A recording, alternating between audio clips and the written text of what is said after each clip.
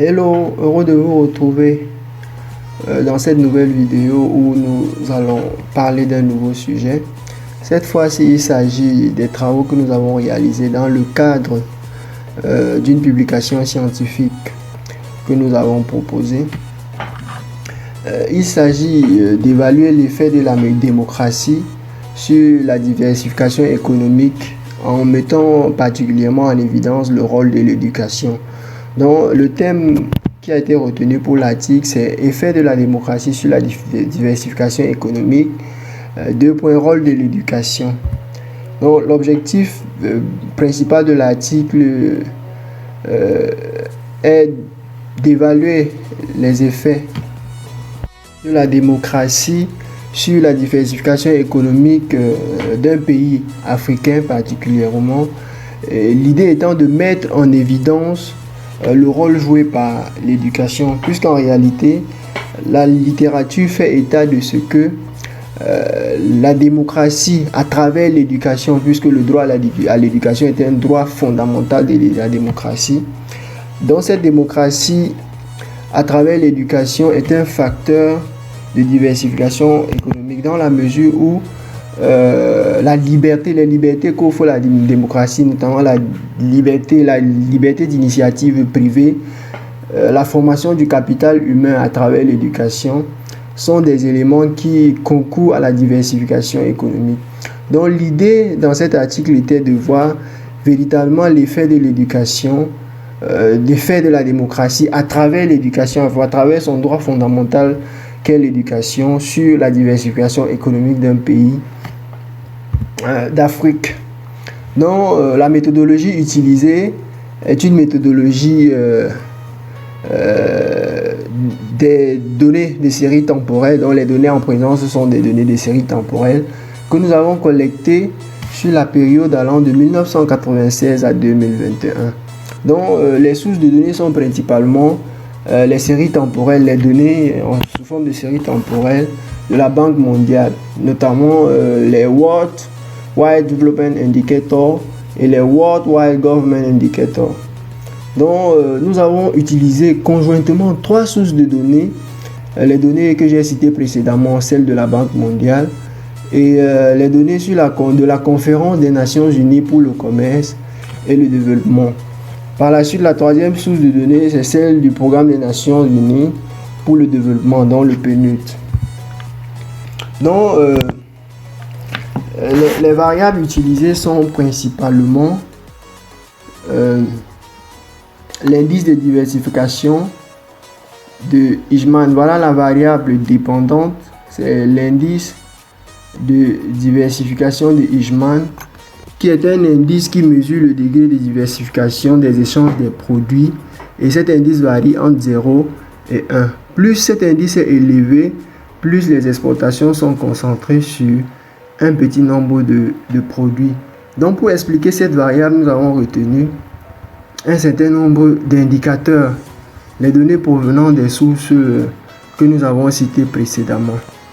À cet effet, à la suite d'une revue de littérature, nous avons retenu un certain nombre de variables pouvant expliquer la diversification économique en dehors de celles qui sont relatives à la démocratie. Dans les variables de contrôle, nous avons retenu particulièrement la formation brute de capital fixe, qui est une variable qui fait référence aux moyens produits tels que les usines, les machines et l'équipement. Donc c'est une variable que nous avons collectée qui est donnée en pourcentage du produit intérieur brut du pays en question sur la période surmentionnée. Ensuite, nous avons retenu le PIB par habitant, dans le produit intérieur brut par habitant, qui est une variable susceptible d'expliquer la diversification économique. Par la suite, nous avons retenu aussi les données sur l'investissement direct étranger, qui est un indicateur qui mesure les capitaux en provenance de l'étranger. Il y a un certain nombre de variables macroéconomiques aussi que nous avons retenues, c'est-à-dire, en l'occurrence, je vais dire le taux d'ouverture économique du pays en question, la production industrielle et le taux d'inflation de l'économie. Il y a trois variables qui ont été retenues pour mesurer la qualité de la démocratie. dans le pays. Ce sont des variables provenant des données du World Wide Government Indicator, les données de la Banque mondiale.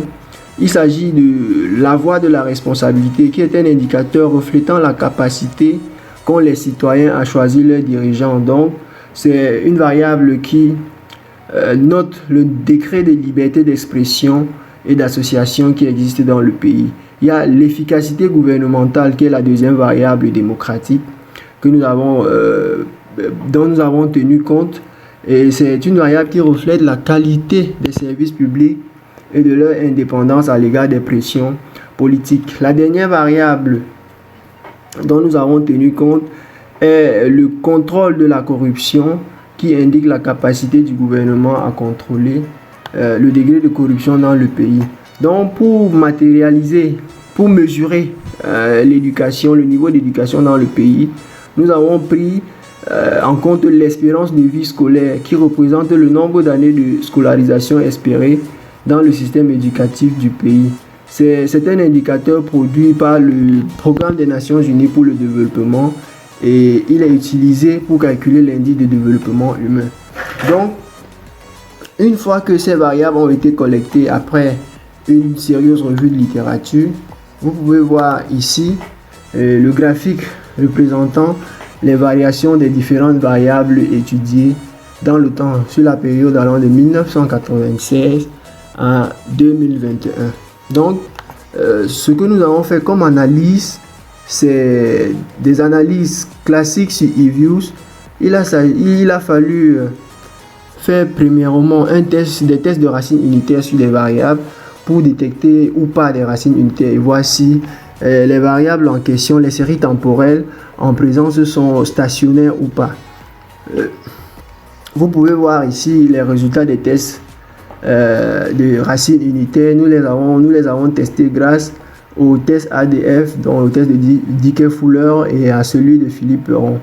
Ensuite, nous sommes rendus compte à l'issue des tests que les variables étaient un mélange de I1 et de I0.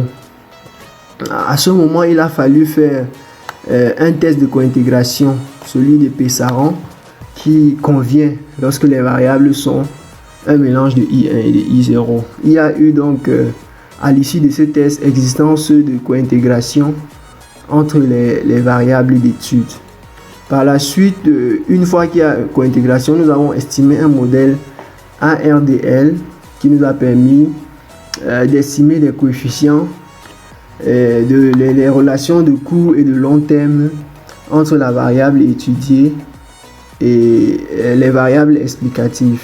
Donc, il s'est avéré que effectivement, l'espérance de vie scolaire, qui représente l'éducation, qui est la variable que nous avons utilisée pour mesurer le niveau d'éducation dans le pays, est un élément qui favorise effectivement la diversification économique. En dehors de cette variable, plusieurs autres variables ont été significatives et qui expliquent d'une manière ou d'une autre la diversification économique dans le pays en question. Donc voilà ce que nous avons fait dans le cadre de la rédaction de cet article. Par la suite, il faut le dire, les analyses ont été faites sur eViews. Vous pouvez voir le workfile qui est là avec les différentes analyses qui ont été faites pour la publication de cet article.